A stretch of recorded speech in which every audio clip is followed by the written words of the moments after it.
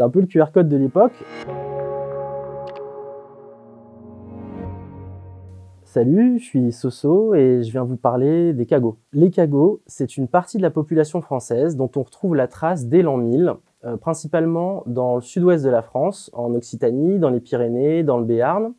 Et c'est une population qui, pendant des siècles, a été exclue, considérée comme paria, pestiférée, à qui on refusait d'être mêlés en fait, au reste de la population. On leur prêtait l'idée qu'ils portaient, qu'ils véhiculaient des maladies, notamment la lèpre, des malédictions.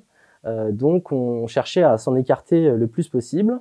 On les parquait en fait aux périphéries des villages et des villes où ils devaient vivre sans jamais se mêler à la population, et on leur refusait l'accès à certains services communs, à certains lieux communs comme les bains, les lavoirs communs. Et là je ne sais pas si ça vous frappe ou pas, mais nous on voit tout de suite le parallèle qu'il y a à faire avec la situation qu'on vit aujourd'hui.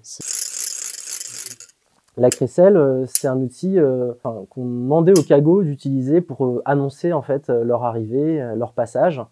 C'est un peu le QR code de l'époque, en couple avec la patte d'oie, qui était vraiment le signe distinctif qui devait être cousu, voire même sur les portes, gravé sur les portes de leurs habitations, sur les ponts qu'ils empruntaient pour rejoindre la ville s'ils devaient s'y rendre. C'est des symboles forts en fait qu'on retrouve souvent, et nous en quelque sorte c'est une façon de s'opposer au QR code en rappelant que dans notre pays on a fait porter ce genre de symbole à des populations exclues, parias, pour des motifs sanitaires fallacieux. Ça a duré près de 9 siècles, puisque en fait c'est la Révolution française qui peu à peu les réintègre au reste de la population, au reste des citoyens, et donc les considère comme des citoyens à part entière. Mais malgré ça, il a perduré pendant encore quelques temps ce phénomène d'exclusion dont ils ont été victimes. Donc on leur refusait tous les métiers, et même de commercer avec le reste des habitants. Généralement, on distinguait assez facilement ce qu'on appelait les cagoteries, donc les espèces de ghettos, de bas-fonds, de favelas, de bidonvilles dans lesquels en fait ils étaient restreints. On leur refusait l'accès à un grand nombre de services. On leur refusait même d'être mariés à quelqu'un qui n'était pas cagot. On leur refusait certains sacrements. Dans l'architecture même des églises, on peut retrouver des portes qui leur étaient dédiées, des entrées qui leur étaient dédiées, et qui sont vraiment significatives puisqu'elles sont toutes petites. Elles donnent généralement sur le fond de l'église où où l'espace leur était réservé. On retrouve également des bénitiers qui leur étaient réservés, des bénitiers minables cachés au fond de l'église. On leur tendait l'hostie à bout de bâton pour pas avoir à les toucher. Enfin, il y a vraiment une liste longue comme le bras de choses qu'on leur interdisait, et c'est pas du tout fictif. Il y a une littérature vraiment très étendue d'historiens, de chercheurs sur le sujet. Il y a encore des mystères qui perdurent sur leur origine ethnique notamment. Des pistes sont plus ou moins privilégiées. On pense parfois qu'ils étaient descendants de Visigoths ou d'autres envahisseurs. Certains privilégient la piste de descendants de Sarrasins qui ont été peut-être arrêtés dans leur expansion dans le sud de la France. D'autres pistes également, on pense qu'ils ont peut-être été hérétiques, albigeois, cathares. Certains même vont jusqu'à penser qu'ils descendent de peuples celtiques ou pré-celtiques, de juifs, de gens du voyage, de gitans.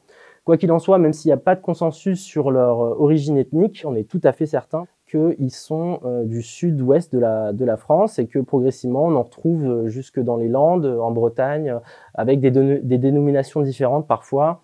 On peut entendre parler d'Agotes, de Caqueux, de Cacou, de Gésitin, de Crestias, évidemment de Cagots. Malgré le fait qu'il y ait, comme je disais, une littérature vraiment vaste et étendue sur le sujet, ça reste, en tout cas si on n'est pas d'Occitanie, un sujet vraiment méconnu. C'est assez étrange puisque c'est finalement la Révolution et donc la République, en quelque sorte, qui les réintègre à la société. On se disait que peut-être elle pouvait s'enorgueillir finalement d'avoir contribué à les réintégrer et avoir mis fin en quelque sorte à cette discrimination. Et pourtant, nulle part on nous parle de ce pan entier est vraiment large, complexe et riche d'enseignements de l'histoire de France. Les cagots n'étaient pas confondus aux lépreux. D'ailleurs, la lèpre qui a frappé l'Europe, surtout au temps des croisades, a progressivement disparu et pourtant les cagots sont restés. Par ailleurs, on retrouve leurs traces avant même les grandes épidémies de lèpre qui touchent l'Europe. Autre chose, pourquoi est-ce qu'on ne retrouve pas des cagots ailleurs que dans ces régions de France? Pourquoi pas en Allemagne, en Belgique, en Hollande, et pourquoi c'est spécifique à la France? Si la lèpre, c'est une épidémie qui a touché toute l'Europe et que les cagots étaient lépreux, on retrouverait certainement des cagots un petit peu partout. Or, c'est pas le cas. Donc aujourd'hui, vous avez votre, c'est pas une association, c'est un mouvement. Plutôt un mouvement très informel. On est tombé sur cette histoire et on s'est dit que la faire découvrir dans un premier temps, c'était primordial. La culture n'appartenant à personne, chacun est en droit, sans demander l'autorisation, de se réapproprier ce symbole, de le diffuser, de se fédérer autour de celui-ci pour, en quelque sorte, pouvoir penser, réfléchir, créer des solutions qui nous permettraient de continuer à vivre dignement en tant qu'exclus. Il y a un côté ironique vraiment et humoristique, pour le coup, qui est assez revendiqué. On n'est pas du tout dans l'idée de s'auto-flageller ou de se stigmatiser. C'est plutôt une réponse en opposition, en quelque sorte, à finalement la stigmatisation qui est de fait organisée par ce pass vaccinal mis en place par le gouvernement. Alors comment est-ce qu'on peut s'organiser? D'abord, on a mis effectivement en place une plateforme, un site internet qui est un site collaboratif qui a vocation en fait à rassembler, agréger et recenser en fait à travers un espèce de wiki toutes les solutions proposées possibles pour organiser une vie dans l'exclusion.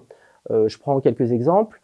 On essaie de mettre en place un système d'achat groupé dans l'éventualité où un certain nombre de services de distribution nous seraient refusés. On essaie de chercher des solutions également de transport, donc type covoiturage. On a potentiellement même peut-être des personnes qui se proposeraient de mettre des services d'ULM à disposition. Ça sert également de base d'information, de base de connaissances en fait sur tout ce qui peut être fait en autonomie, en dehors, en quelque sorte, du système. Par ailleurs, sur le site, on peut également trouver des tracts et de la documentation, des choses qui vous permettent d'imprimer vous-même, en fait, cet épisode de l'histoire pour le faire découvrir à vos entourages respectifs, à vos familles, à vos amis, à vos collègues. Cago.fr, c'est le site, et vous pouvez retrouver tous ces éléments très facilement.